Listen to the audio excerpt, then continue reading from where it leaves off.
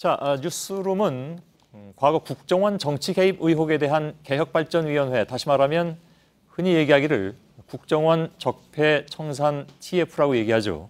이 개혁발전위원회의 조사 상황을 중점 보도해드리고 있습니다. 제가 일부에 전해드린 남북정상회담 회의록 공개 사건 이외에 말씀을 안 드린 부분이 있는데 2부에서 바로 그 부분을 지금부터 말씀을 드리겠습니다. 불법 감청을 통한 민간인 사찰 의혹, 이건 크게 이슈가 됐었고 저희들이 이 부분에 대해서 매우 장기간에 걸쳐서 집중 보도해드린 바도 있습니다. 바로 그 의혹도 조사 대상에 들어갔다는 얘기입니다.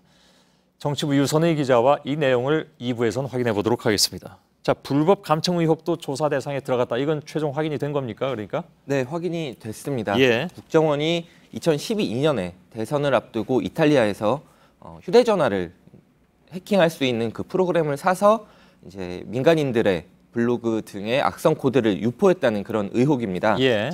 당시에 이제 민간인 사찰 의혹이 불거져서 국회에 국정원 해킹 특위가 만들어지기도 했었는데요. 국정원은 해킹 프로그램이 대북용 또 대테러용이었다. 또 국내에서 발견된 IP 등은 실험용이었다. 이렇게 주장을 했습니다. 예.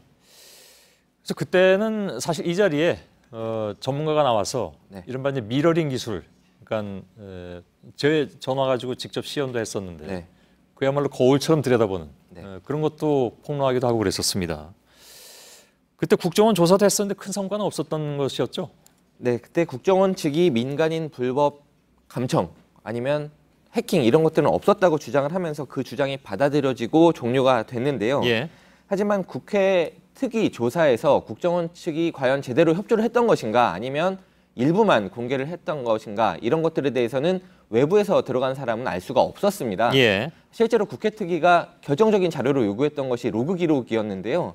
국정원이 끝내 제출을 거부하면서 사건이 흐지부지 됐습니다. 예. 근데 이번 조사는 국정원이 스스로 조사를 하겠다 이런 의지를 갖고 하는 것이기 때문에 그 당시와는 조금 다른 결론이 나올 수 있지 않을까 이렇게 가능하다는 분석도 있습니다. 예.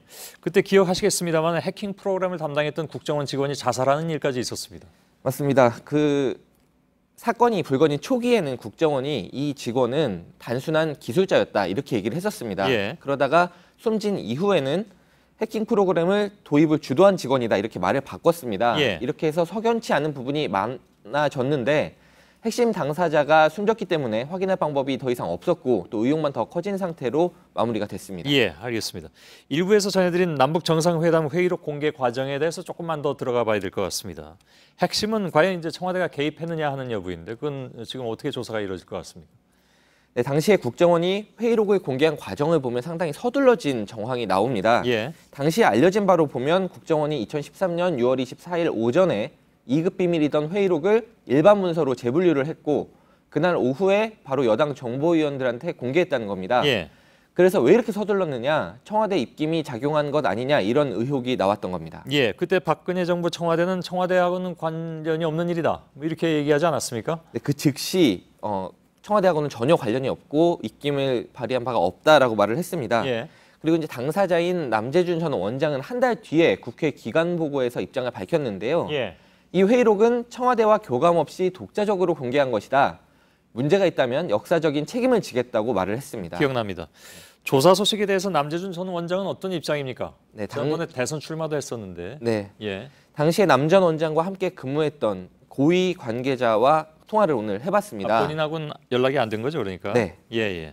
그 반나절 만에 비밀을 재분류했다 이런 의혹이 나왔다고 얘기를 했더니 그게 반나절 만에 비밀을 재분류한 것이 아니라 그 전날부터 법률가들에게 재분류가 가능한지 확인을 해왔다. 예. 충분한 검토를 거쳐서 재분류한 것이다 이렇게 주장을 했습니다. 또 당시에 법률 검토를 했던 사람들이 실명을 거론을 하면서 그 사람들이 현직 검사로 일하고 있기 때문에 확인해 보면 될 것이다 이렇게 강조를 하기도 했습니다. 예, 결국 이제 급하게 진행된 것은 아니다 이런 주장인 것 같은데 남 전 원장을 직접 조사할 수도 있다는 것이 지금 국정원의 입장 아닙니까? 그렇습니다. 하지만 이 관계자는 그런 예. 일은 있을 수 없다라는 대답을 했고요. 아, 조사는 안 한다? 조사를 할 수 없을 것이다라고 예. 그 주장을 했습니다. 예. 왜냐하면 2급 비밀 취급권자인 국정원장이 절차를 거쳐서 비밀을 재분류를 했고 예. 또 그것을 합법적으로 공개를 했는데 도대체 어떤 위법성이 있어서 조사를 하겠다는 것이냐. 이것은 의혹을 가지고 볼 게 아니라 그런 위법성 여부를 봐야 된다는 것이다. 예. 그런 주장을 했는데요. 하지만 그것이 남재준 전 원장과 같이 근무했던 고위 관계자의 네, 얘기란 고위관계자의 말이죠. 예, 예. 주장입니다. 예. 하지만 남북 정상회담 회의록 같은 경우에는 이제 비공개로 분류가 된 대통령 기록물이고 예. 대통령이 공개하지 말라 이렇게 지종을 해놓던 것인데 그것을 이제 사본을 국정원이 보관을 하고 있다가 공개한 것은 법적으로 문제가 좀 있는 것이 아니냐 이런 지적도 나오고 있습니다. 예, 알겠습니다. 유선의 기자였습니다.